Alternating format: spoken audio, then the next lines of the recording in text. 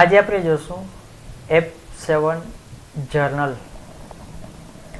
જર્નલની અંદર મુખ્યત્વે 3 ટાઈપ્સની એન્ટ્રી આવશે. એક આપેલું છે વેચાણ સિવાય અન્ય કોઈ પણ રીતે માલ જતો હોય, when goods going without sales. બીજું આવશે જ્યારે મિલકતની ઉધાર ખરીદી કે વેચાણ કરવામાં આવે, when we purchase or sells assets on credit. ત્યાર પછી ત્રીજું આવશે આપણી પાસે મિલકત પર ઘસારો ગણવામાં આવે, when we calculate depreciation on assets. તો આ 3 પ્રકારના મોસ્ટ ઓફ ટ્રાન્ઝેક્શન આપણી પાસે આવશે, અથવા તો ટૂંકમાં કહીએ તો જે ટ્રાન્ઝેક્શનમાં રોકડની લેવડ દેવડ ન થતી હોય એ પ્રકારના ટ્રાન્ઝેક્શન આપણે જર્નલની અંદર લેશું. સૌથી ફર્સ્ટ જર્નલ સ્ટાર્ટ કરવા માટે આપણી પાસે સ્ટેપ આપેલા છે ગેટવે ઓફ ટેલીની અંદર, એકાઉન્ટિંગ વાઉચરની અંદર F7 જર્નલ. તો આપણે ગેટવે ઓફ ટેલીની અંદર એકાઉન્ટિંગ વાઉચર F7 જર્નલ. જર્નલની અંદર આપણી પાસે જે કંઈ પણ એન્ટ્રી આવશે એ DRCR ડેબિટ ક્રેડિટ આમનોંધની જેમ આવશે. તો ફર્સ્ટ અહીંયા બાય 2 આવે છે, તો આપણે એને DRCR કરીએ. F12 કન્ફિગ્યુરેશન ઓપ્શનની અંદર આપણી પાસે યુઝ CRDR ઇન્સ્ટેડ 2 બાય, એનામાં યસ આપી દેશું એટલે DRCR દેખાશે. આની અંદર આપણે લઈએ તો ₹3000નો માલ ધર્માદામાં આપ્યો, એટલે કે વેચાણ સિવાય અન્ય રીતે માલ જાય છે. આપણે અહીંયાથી જોશું એની આમનોંધ કરવી પડશે. ફર્સ્ટ આપણે તો ધર્માદામાં આપ્યો એટલે આપણને નુકસાન થાય છે, ખર્ચ બરાબર, ખર્ચ કે નુકસાન જે કંઈ પણ આપણે આવતું હોય અહીંયાથી ઉધાર થશે, એટલે ધર્માદા ખાતે ઉધાર. અને માલ જાય છે, જાય તે જમા, એટલે કે તે ધર્માદાથી ગયેલ માલ ખાતે જમા. પરંતુ આપણને અહીંયાથી ટેલીમાં એનું ઇંગ્લિશ આવશે એટલે ચેરિટી, એટલે કે ડેબિટ ચેરિટી અને goods gone by charity. Charity આપણે નફા નુકસાન ખાતામાં ઉધાર બાજુ આવશે, એટલે કે એનો અંડરગ્રુપ આવશે ઇનડાયરેક્ટ એક્સપેન્સ, અને ગુડ્સ ગોન બાય ચેરિટી વેચાણ તરીકે દર્શાવવાનું છે, એટલે એનો અંડરગ્રુપ આવશે સેલ્સ એકાઉન્ટ. અહીંયાથી આપણે લઈએ alter C charity,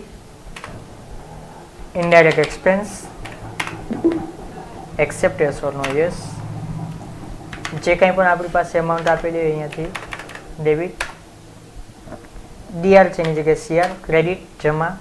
alter C માલ જાય છે, કઈ રીતના જાય છે, ગુડ્સ ગોન બાય ચેરિટી, વેચાણથી જાય. સોરી, અંડર ગ્રુપ આવશે આપણી પાસે સેલ્સ એકાઉન્ટ, કોઈ પણ રીતે ગુડ્સ જશે તો 3000. નેરેશન બાબત છે being goods given in charity rupees, જે કંઈ પણ આપેલો હોય. Accept yes or no yes. અહીંયા નંબર 3 આવ્યું, એટલે આપણી પાસે એક એન્ટ્રી ઓલરેડી થયેલી હતી ને બીજી આપણે કરી છે. ફરીથી આપણે એના પછીનું ટ્રાન્ઝેક્શન જોઈએ. ₹1000નો માલ વરસાદમાં નાશ પામ્યો, તો એની આમનોંધ થશે નુકસાન થાય છે. નુકસાન થશે એટલે ઉપજ ખર્ચ ખાતાનો નિયમ, ખર્ચ કે નુકસાન ઉધાર કરો, નફો કે લાભ જમા કરો. તો નુકસાન થાય છે, શેનાથી નુકસાન થાય છે, વરસાદથી, એટલે વરસાદથી થયેલ નુકસાન ખાતે ઉધાર, એટલે કે જે અમાઉન્ટ આવતી હોય. પછી માલ જાય છે, માલ શબ્દ આવશે એટલે આપણી પાસે માલ મિલકત ખાતાનો નિયમ આવે તે ઉધાર અને જાય તે જમા. તો માલ કઈ રીતના જાય છે, આપણી પાસે વરસાદથી જાય છે, એટલે તે વરસાદથી ગયેલ માલ ખાતે જમા. આ એની આમનોંધ થશે આપણી પાસે ટેલીમાં આ રીતના થશે.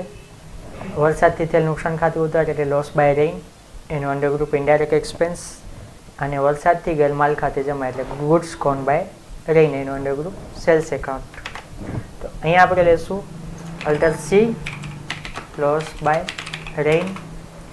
લોસ શબ્દ આવશે એટલે એનો અંડરગ્રુપ ઇનડાયરેક્ટ એક્સપેન્સ જ આવશે. એન્ટર. એમાઉન્ટ આપેલી છે 1000. સીઆર ક્રેડિટ જમા, અલ્ટર સી માલ જાય છે, ગુડ્સ કોન બાય શેનાથી જાય છે, રેઇન. ગુડ્સ કોન બાય શબ્દ આવે ને એટલે અહીંયાથી આપણી પાસે અંડર ગ્રુપ આવશે સેલ્સ એકાઉન્ટ. કોઈ પણ રીતે માલ જાય છે અહીંયા. Enter enter accept yes or no, yes. ત્યાર પછી આપણી પાસે આવશે ₹500નો માલ અંગત વપરાશ માટે લઈ ગયા. ધંધાનો માલિક ધંધામાંથી જે કંઈ પણ ચીજવસ્તુ કે રોકડ લઈ જાય એને ઉપાડ કહેવાય. તો માલિક લઈ જાય છે એટલે ઉપાડ થશે. માલિક છે એ વ્યક્તિ ખાતામાં આવશે એટલે વ્યક્તિ ખાતાનો નિયમ. લાભ લેનાર ખાતે ઉધાર, તો માલિક લઈ જાય છે એટલે ઉપાડ ખાતે ઉધાર અને તે ઉપાડથી ગયેલ માલ ખાતે જમા. તો ડેબિટ ડ્રોઈંગ અને ગુડ્સ કોન બાય ડ્રોઈંગ. ઉપાડ માટે ડ્રોઈંગ, એનો અંડરગ્રુપ કેપિટલ એકાઉન્ટ, ઉપાડથી ગયેલ માલ ખાતે એટલે ગુડ્સ કોન બાય ડ્રોઈંગ અને એનો અંડરગ્રુપ સેલ્સ એકાઉન્ટ. તો અહીંયા ડીઆરમાં ડ્રોઈંગ આપણી પાસે ઓલરેડી જે છે બનેલું હોય તો ન હોય તો અલ્ટર સી. ડ્રોઈંગ જે છે આપણે મૂડીમાંથી બાદ થશે એટલે એનો અંડરગ્રુપ આવશે કેપિટલ એકાઉન્ટ. એન્ટર. જે કંઈ પણ અમાઉન્ટ હોય એ અલ્ટર C goods gone by drawing. જે રીતે આપણી પાસે અહીંયા ગુડ્સ કોન બાય શબ્દ આવે છે અહીંયાથી under group sales account. Enter enter enter. ત્યાર પછી આપણી પાસે 5 નંબરની એન્ટ્રી, ₹3000નો માલ આગમાં નાશ પામ્યો, વીમા કંપનીએ 2700નો દાવો મંજૂર કર્યો. તો આનો મિનિંગ કે આપણી પાસે આમ નોંધ કરશો તો ₹3000નો માલ આપણી પાસે નાશ પામે છે, વીમા કંપનીએ 300નો દાવો મંજૂર કર્યો એટલે આપણને શું 2700નો દાવો મંજૂર કર્યો એટલે આપણને 3000માંથી 2700 તો મળી જશે એટલે વધ્યા 300. તો હવે નુકસાન આપણને કેટલું થશે 300નું એટલે આપણે અહીંયા આવશે આગથી થયેલ નુકસાન ખાતે ઉધાર 300. એને આપણે કહીશું લોસ બાય ફાયર 300. ત્યાર પછી વીમા કંપની એમ કીધું છે કે અમે આપી દઈશું, દાવો મંજૂર કર્યો છે, હજી આપણે આપતા નથી એટલે એ આપણા થશે દેવાદાર એટલે કે વીમા કંપની ખાતે ઉધાર 2700. અહીંયાથી ઇન્સ્યોરન્સ કંપની ડેબિટ અને માલ તો જાય જ છે આપણી પાસેથી. તો માલ કેટલાનો ગયો તો આપણો તો માલ 3000નો જ ગયો છે એટલે ગુડ્સ કોન બાય 3000. જેટલા ઉધાર એટલા જમા થવા જોઈએ. તો અહીંયાથી આપણે લઈશું લોસ બાય ફાયર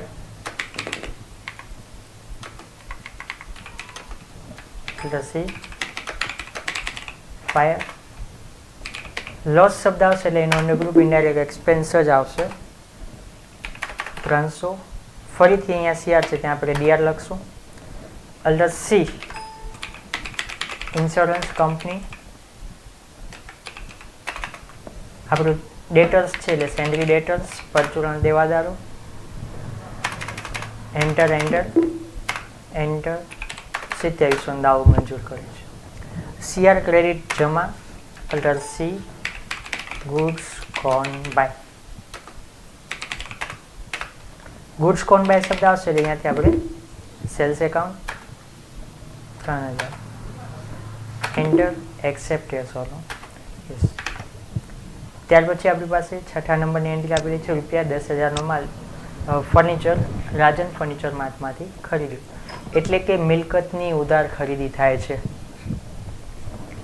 તો ફર્નિચર આપણી મિલકત છે એટલે માલ મિલકત ખાતામાં આવશે એટલે માલ મિલકત ખાતાનો નિયમ આવે તે ઉધાર અને જાય તે જમા. તો શું આવે છે આપણી પાસે ફર્નિચર એટલે ફર્નિચર ખાતે ઉધાર અને રાજન ફર્નિચર માર્ટ શબ્દ આવ્યો એટલે કે વ્યક્તિ ખાતામાં આવશે એટલે વ્યક્તિ ખાતાનો નિયમ લાભ લેનાર ખાતે ઉધાર અને લાભ આપનાર ખાતે જમા.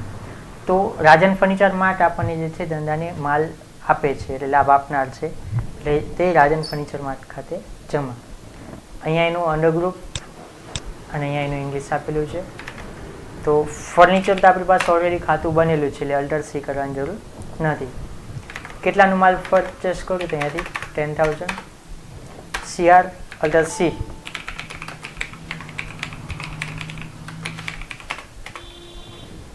સેન્ડરી ક્રેડિટર્સ લેણદાર થશે, આપણને એને રૂપિયા ચૂકવવાના થશે. Enter enter enter enter 10,000. ત્યાર પછી આપણી પાસે આવશે રૂપિયા 5,000ના યંત્રો અમન સ્ટીલ ફર્નિચર માર્ટમાંથી ખરીદ્યા. સેમ ઉપરની જેમ જ યંત્ર આપણી મિલકત છે એટલે યંત્ર ખાતે ઉધાર, તે અમન સ્ટીલ ફર્નિચર માર્ટ ખાતે જમા. તો મશીનરી ખાતું બનેલું છે 5,000. CR credit અલસી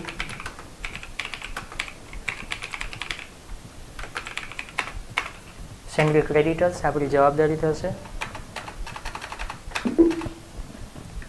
5,000. ત્યાર પછી 8મા નંબર રૂપિયા 1,000 ફર્નિચર પર ઘસારો માનીવાળો, એટલે કે આપણું ત્રીજું પોઈન્ટ. જ્યારે મિલકત પર ઘસારો ગણવામાં આવે તો ઘસારો આપણું એક જાતનું નુકસાન છે, એટલે ઉપજ ખર્ચ ખાતામાં આવશે. ઉપજ ખર્ચ ખાતાનો નિયમ, ખર્ચ કે નુકસાન ઉધાર કરો, નફો કે લાભ જમા કરો. એટલે ઘસારા ખાતે ઉધાર 1,000. ડિપ્રિસિએશન સી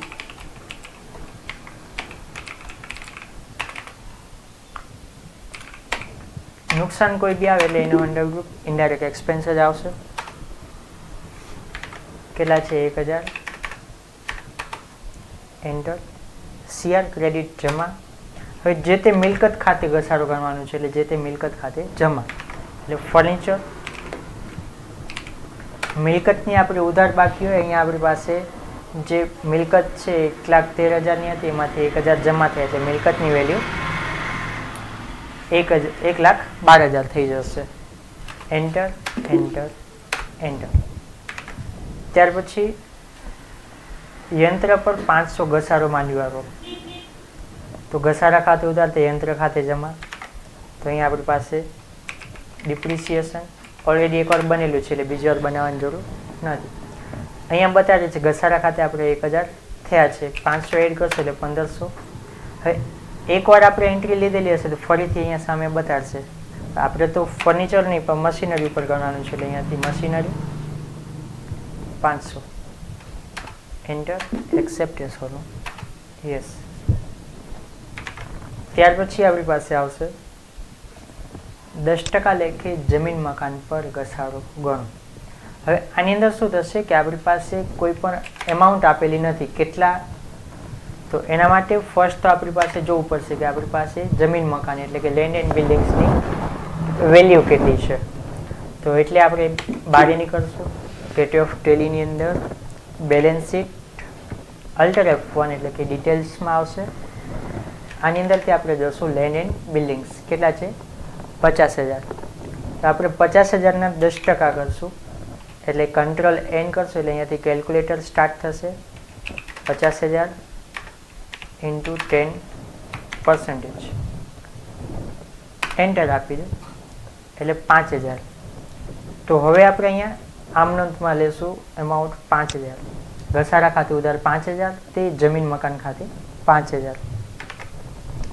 તો અહીંયા આપણે એસ્કેપથી બહાર એકાઉન્ટિંગ વાઉચર, અહીંયાથી જે છે ડિપ્રિસિએશન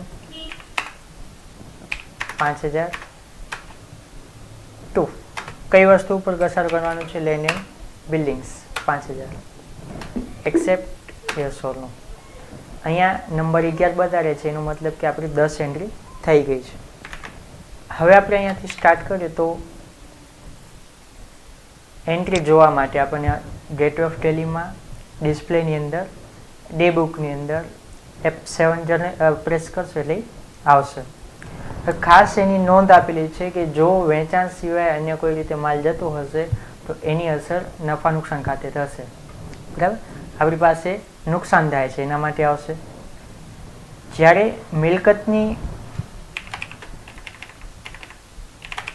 મિલકતની ઉધાર ખરીદી અથવા વેચાણ કરવામાં આવશે તો આપણી પાસે દેવાદારો અથવા લેણદારોમાં વધારો થશે અને મિલકતમાં વધારો કે ઘટાડો થશે. એટલે એની અસર જોવા માટે આપણને બેલેન્સ શીટમાં જવું પડશે.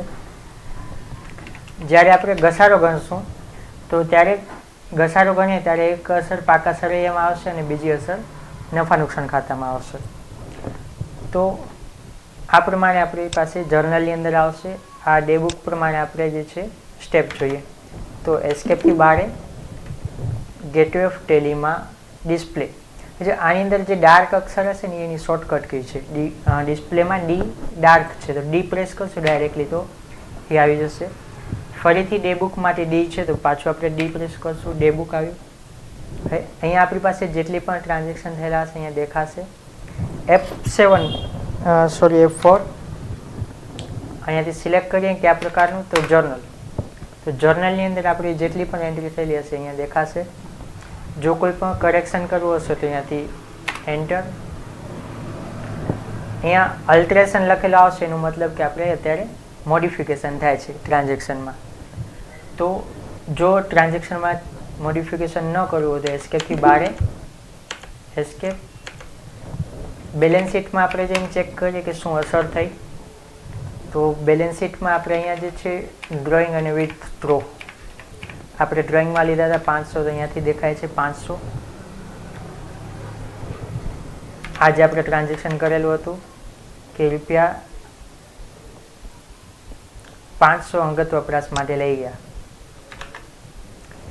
એવી રીતના આપણે જે ફર્નિચર ઉપર ઘસારો ગણેલું છે તો અહીંયાથી ફર્નિચર ઉપર એન્ટર આપશું એટલે અહીંયા આવશે ડિપ્રિસિએશન અને આ જે આપણે ઉધાર ખરીદી કરી છે એ આવશે. એવી જ રીતે આપણે મશીનરી અને લેન્ડ એન્ડ બિલ્ડિંગ્સમાં પણ લીધું છે તો એના ઉપર આપણે ક્લિક કરશું, એન્ટર આપશું એટલે અહીંયાથી ડિટેલ્સ આવશે ડિપ્રિસિએશન. તો મિલકતની ઉધાર બાકી છે આપણે જેવું ઘસારો ગણશું એટલે ક્રેડિટ થઈને એની અમાઉન્ટ લેસ થઈ જશે. લેન્ડ એન્ડ બિલ્ડિંગ્સમાં આપણે ખાલી ઘસારો જ ગણેલું છે એટલે કુલ ઓપનિંગ બેલેન્સમાં તમારી પાસે 50,000 હતા. જ્યારે તમે ઘસારો ગણ્યો ડિપ્રિસિએશન એટલે 5,000 લેસ થયા. હવે તમારી પાસે બેલેન્સ 45,000 છે. એસ્કેપ. ત્યાર પછી જે નુકસાન થયા એ બધાની એન્ટ્રી આપણી પાસે પ્રોફિટ એન્ડ લોસ એકાઉન્ટમાં આવશે. અલ્ટર F1 ડિટેલ્સ, જેમાં આપણે લોસ શબ્દ લખ્યું છે એ અહીંયા ઇનડાયરેક્ટ એક્સપેન્સમાં આવી ગયા હશે. Charity, depreciation, loss by fire, loss by rain અને લોસ બાય સ્ટોલન. અને જેમાં આપણે સેલ્સ તરીકે બતાવ્યું છે ગુડ્સ કોન બાય, એ અહીંયા આવી જશે goods gone by, charity, drawing, fire, rain અને સ્ટોલન. તો આજના આપણે આ ટોપિકની અંદર આટલું આપણે શીખ્યા. નેક્સ્ટ ટોપિકમાં આપણે F9 પરચેસ જોશું.